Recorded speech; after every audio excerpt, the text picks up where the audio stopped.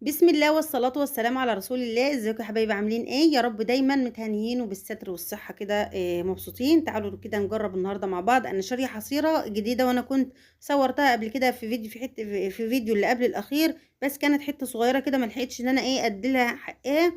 وبصراحة في ناس كتير سألتني، قالت لي الحصيرة عبارة عن ايه، وبتعملي فيها ايه، ويعني إيه انت بتجربيها ازاي او بتشغليها ازاي. ديت يا جماعه الحصيره انا جايباها زي ما انا كنت وريتها لكم قبل كده، انا لسه اصلا ما عملتش فيها. لان انا عايزه لها ابره وخيط، فانا عايزه لها ابره كبيره شويه، الابره اللي عندي صغيره، فانا المفروض اجيب ابره كبيره شويه عشان اعرف ان انا اعمل. هي هنا الحصيره بتتباع عندنا بالفتله، يعني زي ما الراجل قال لي كده هي بتتباع بالفتله. انا هوريكم الحصيره الجديده وهوريكم الحصيره القديمه، او الحصيرتين القدام اللي عندي، وعندي كذا واحده يعني. هنا بالفتله انا عديتهم فتل كده 14 فتله، ال 14 فتله دول قال لي ب 70 جنيه. هي ما شاء الله هي 135 سنتي، 135 سنتي بالظبط، او 140 سنتي كمان. ما شاء الله هي كبيره يعني. بصوا هي اصلا الترابيزه عندي 140، هي معديه ال 120، هي معديه ال 120. انا هنا بجيب الشريط ده، هو اللي انتوا شايفينه ده، هو شريط كده زي الحبل كده او زي السرد، مش عارفه يعني، هو ده الحبل كده. بيتباع عندنا برضو في السوق. وانت بتيجي كده بالتقريب وبتعدي من النص، بتجيبيها من النص كده. مثلا هي 4، بتعدي مثلا مثلا 6 و6، وبتيجي ربطي الودنين، هي دي اسمها الودنين اللي بيتعلقوا بيه زي ما انتم شايفين كده.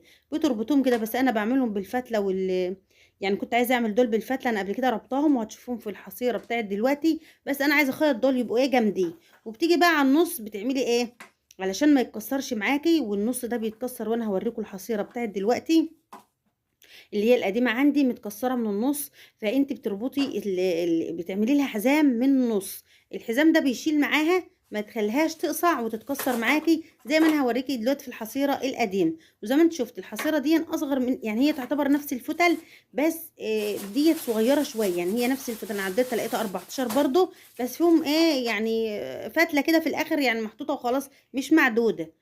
بس ما شاء الله ما شاء الله الحصيره ديت ما شاء الله بتاخد لي اكتر من 3 كيلو جبنه. زي ما انتم شايفين الجبنه اهيت فيها ما شاء الله حلو قوي. وكمان انا عايزه اقول لك يعني بتسالني يعني الحصيره مهمه ولا لا، في ناس كتير سالتني الحصيره مهمه ولا لا. يعني هي مهمه، لان هي بتدي شكل حلو، وبتدي حته الجبنه شكل اسطواني كده جميل زي ما انتم شايفينها. بس انا عندي الحصيره بتاعتي بتيجي في الاخر وبتعمل لي قلوب وانتوا هتشوفوا القلوب دلوقتي. والله يا جماعه انا ما بكدب عليكم، هي بتعملها كده، بتيجي في الاخر كده وتعملها قلب زي ما انتوا هتشوفوا دلوقتي اهوت. ديت الحصيره بتاعتي ما شاء الله بتعمل لي اكتر من 3 كيلو. يعني بصوا عارفين الحصيره ديت ممكن تاخد لها مثلا يعني مثلا ممكن تاخد لها 10 كيلو لبن رايب، مثلا ممكن تاخد لها 10 كيلو لبن، 12 كيلو لبن ممكن، يعني ما شاء الله بتاخد كميه حلوه يعني. اه زي ما انتم شايفين كده.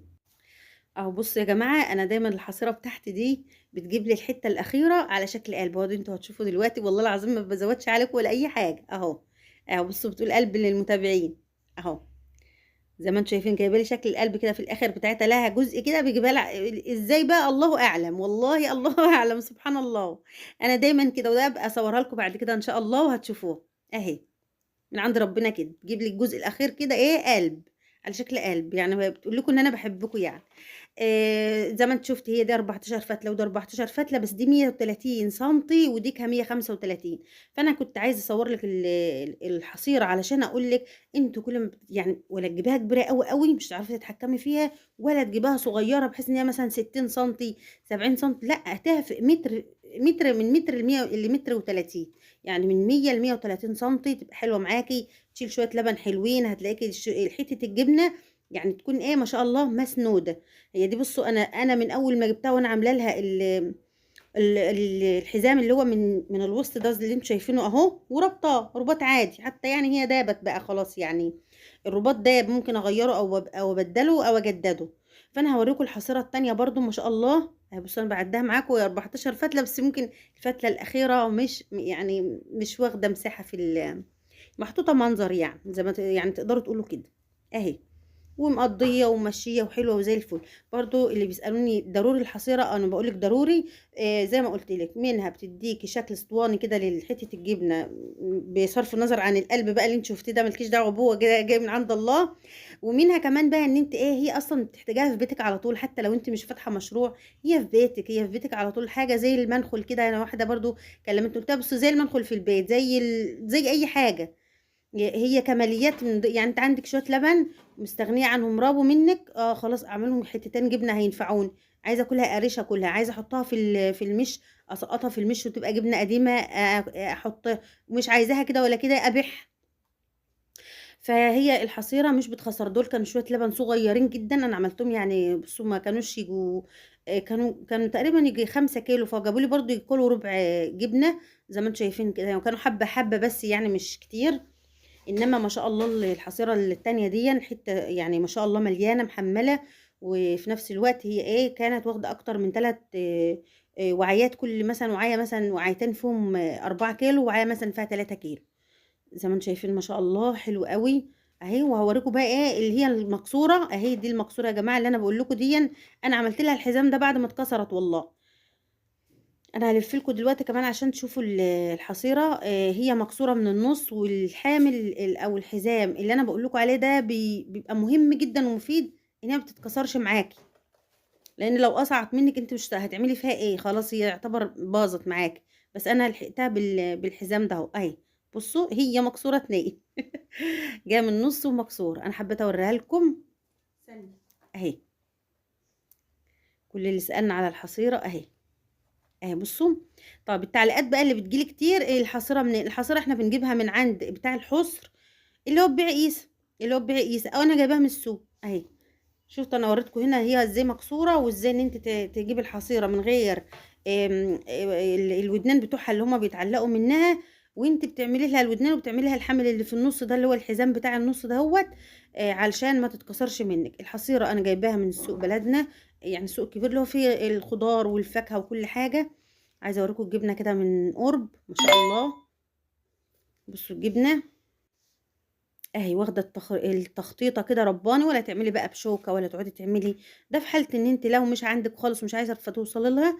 شوفوا هنا بقول لكم، بصوا شايفين القلب؟ والله يا ولاد كده لوحدها والله مفيش بها اي اصطناعه خالص، هي كده طالعه من عند ربنا اهي. ايه رايكم؟ سبحان الله هي الحصيره دي بالذات بتجيب لي الحته الاخيره كده، معرفش ايه السر، والله من عند ربنا كده اهو. اهي شفتوا القلب اهي. والحصيره ديت يا جماعه من عند بتاع الحصر، انا جايباها ب70 جنيه. وانت تقدري بقى تشوفيها بقى في بلدكم ممكن تبقى بايه. يعني هو اجتهاد، وفي حتت بتبقى الحصيره فيها ب30 40 جنيه، وفي حتت بتبقى فيها ب70 80 جنيه. يعني هي ديت كده ب70 جنيه، فانت بقى زي ما هي في بلدك بقى. هي دي الحصيره اهيت. بصوا اهي. هي بتبقى خوص كده. الخوص ده هو رفيع كده، حتى هو كان محمل قبل كده وكان تخين، دلوقتي لقيته رفيع. فحتى كنت انا قلت في الفيديو، بقول للحاج يا حاج انت دلوقتي الحصيره خفيفه قوي. قال لي يا ابله احنا بنروح بنتبهدل لان بنلاقي الخوص غالي. قلت له مال الغلا ومال اللي هو مثلا ان هي طالعه سبحان الله من الارض، ان هي ضعيفه او تخن، ده حاجه مزروعه يعني سبحان الله بقى. الغلا اثر على الحصر كمان، فخلتها كده زي ما انتم شايفين ضعيف. فانا بقول لك الحصيره حلوه قوي في البيت، وزي ما وريتك. الجبنه بقى بروح اعمل لها احط لها شويه لبن شويه ميه. بصوا ده الشرش ده انا صفت، لقيت اللبن في شرشه صفته كده زي ما انتم شفتم اهو. قلت خساره يعني بدل ما يترمى انا ممكن احطه في المرته، او اغليه واحط له معلقتين ملح واحطه في المش. وهحط بقى شويه الميه السخنين زي ما هتشوفوا دلوقتي في قلب اللبن. او بتفرغيهم في حله المونيا وبتحطها على البوتاجاز او بتحطها في الفرن، هي النتيجه واحده. بس انا النتيجه ديت حلوه معايا. وبعدين بتحطيها كده في الحصيره وما شاء الله بتبقى حلوه كده معاكي زي الفل. زي ما انتوا بتشوفوها كده قلوب كده وحاجات حلوه كده. حطوا لي قلب بقى كده يا جماعه. وبالله عليكم ما تنسونيش بالاشتراك، وتشجعوني كده بتفعيل الجرس علشان ان شاء الله يوصلكم مني كل جديد. واشوفكم ان شاء الله في فيديو جديد يا جماعه. هتوحشوني والله، واعذروني كنت عيانه الفتره اللي فاتت. وشكرا قوي قوي من قلبي لكل الناس اللي سالت عليا. مع الف سلامه.